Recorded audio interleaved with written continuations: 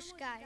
আজকে আমাদের নিবেদন খেয়া কাব্যগ্রন্থের অন্তর্গত বিশিষ্ট কবিতা কৃপণ। আমি ভিক্ষা করে ফিরিতেছিলেম গ্রামের পথে পথে, তুমি তখন চলেছিলে তোমার স্বর্ণরথে। অপূর্ব এক স্বপ্ন সম লাগিতেছিল চক্ষে মম, কি বিচিত্র শোভা তোমার, কি বিচিত্র সাজ। আমি মনে ভাবতেছিলেম এ কোন মহারাজ। আজি শুভক্ষণে রাত পোহালো, ভেবেছিলেম তবে আজ আমারে দাঁড়ে দাঁড়ে ফিরিতে নাহি হবে।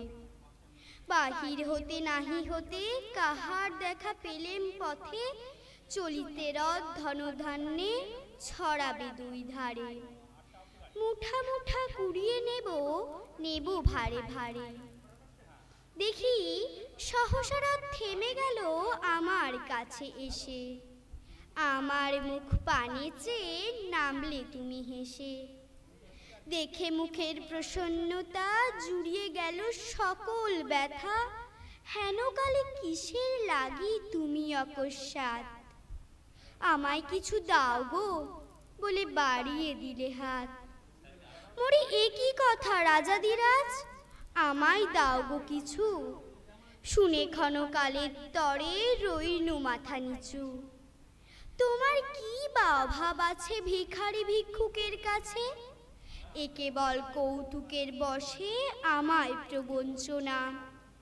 ঝুলি হতে দিলেম তুলে একটি ছোট কোনা, যবে পাত্রখানি ঘরে এনে উজাড় করি, এ কি ভিক্ষা মাঝে একটি ছোট সোনার কণা দেখি।